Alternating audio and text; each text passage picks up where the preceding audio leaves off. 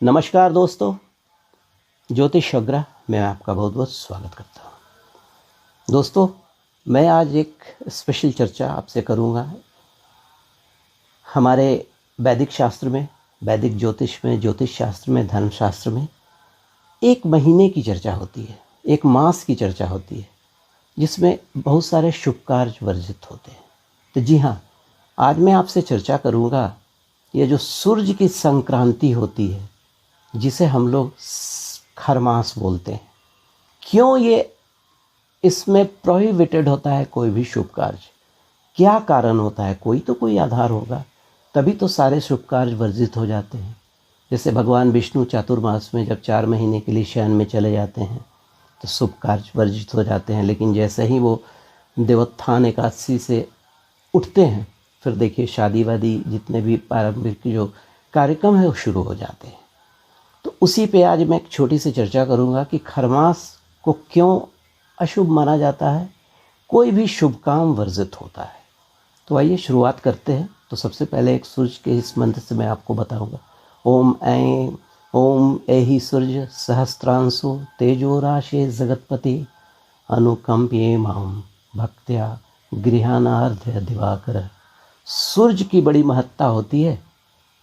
इस मास में कहा जाता है कि जब सूर्य धनु राशि या मीन राशि में ट्रांजिट करते हैं, यानी वृश्चिक से धनु में और कुंभ से मीन में, तो ये जो समय होता है इसको हम लोग संक्रांति कहते हैं, सूर्य संक्रांति कहते हैं।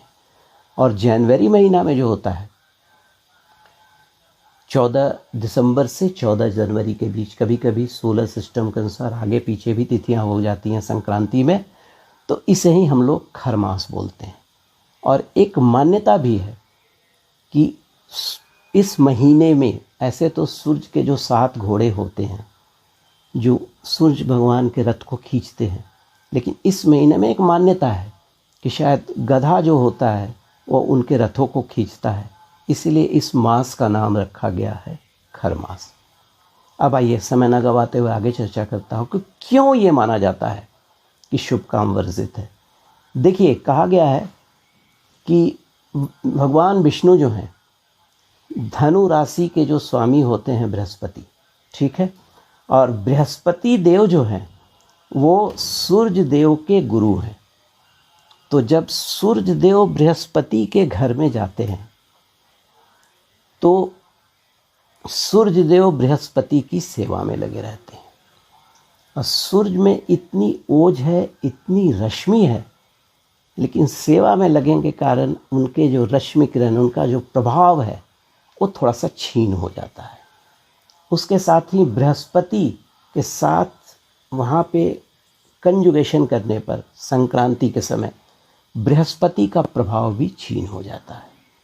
तो जन्मपत्री में अगर हमारा सूर्य बृहस्पति कमज़ोर हो गया तो ऑब्वियस है, न आप कोई मांगलिक कार्य ठीक से कर पाएंगे, नहीं कोई आत्मा का कारक, क्योंकि सूर्य यश, मान, पद, प्रतिष्ठा इन चीज़ों के कारक होते हैं और इन चीज़ों को दिलवाते हैं, ठीक है।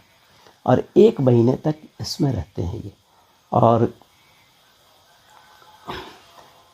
ये जो खरमास होता है ये 2 महीने में 2 बार, साल में 2 बार आता है। एक मार्गशीर्ष महीने में आता है और एक पौष मास में आता है, ठीक।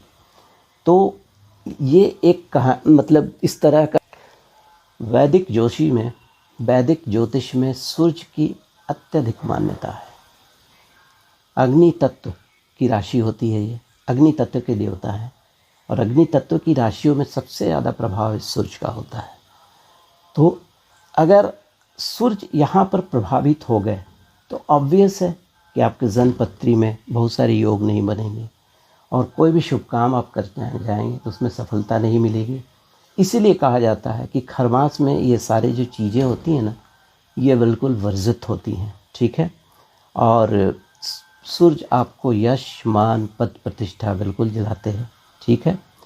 और सूर्य की स्थिति कमज़ोर होने पर पिता का कोई प्रॉब्लम हो सकता है। उसके अलावा रोग, शोक, चिंता की भी संभावनाएं बढ़ जाती हैं। और यहाँ पर बस सिंपल समझिए कि बृहस्पति के साथ जब सूर्य का संयोग होता है तो बृहस्पति का जो पावर है वो घट जाता है। जब बृहस्पति का पावर घट जाएगा ना, तो आप कोई भी मांगलिक कार्य, शुभ कार्य नहीं करेंगे।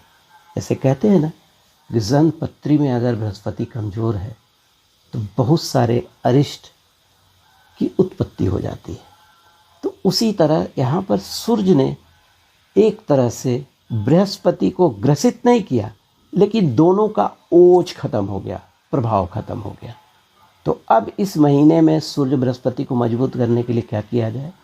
कुछ नहीं, विधि विधान से भगवान शिव का ध्यान, भगवान सूर्य का ध्यान करना है, विष्णु सहस्त्रनाम का जाप करना है। इससे आपको हमेशा फ़ायदा होगा और आपके लिए खरमास जो है ना, ये आपके लिए अधिमास हो जाएगा, मतलब आपके लिए अति उत्तम हो जाएगा। तो दोस्तों, कहा जाता है कि इस एक महीने में अगर भक्ति पूर्वक भगवान सूर्य और भगवान विष्णु की आराधना की जाए तो खरमास में अतुल्य पुण्य की प्राप्ति होती है। नाम जरूर खरमास है, लेकिन ये एक मौका देता है आपको अपने दिल से भगवान सूर्य को याद करने के लिए, भगवान विष्णु को याद करने के लिए। होप कि आप लोग को ये वीडियो में एक जो कंसेप्शन था खरमास का क्लियर हो गया होगा। बहुत सिंपल है। सूर्य और बृहस्पति का एक राशि में मिलन होता है। सूर्य की रोशनी, सूर्य का ओज के सामने बृहस्पति भी थोड़े क्षीण हो जाते हैं, और सूर्य चूँकि भगवान विष्णु की सेवा में लगे रहते हैं, इसलिए यहाँ पर सूर्य बृहस्पति दोनों प्रभावित हो जाते हैं, इसलिए शुभ काम वर्जित होते हैं। धन्यवाद। अगर आपको मेरा वीडियो पसंद आया हो तो लाइक कीजिएगा, सब्सक्राइब कीजिएगा। धन्यवाद।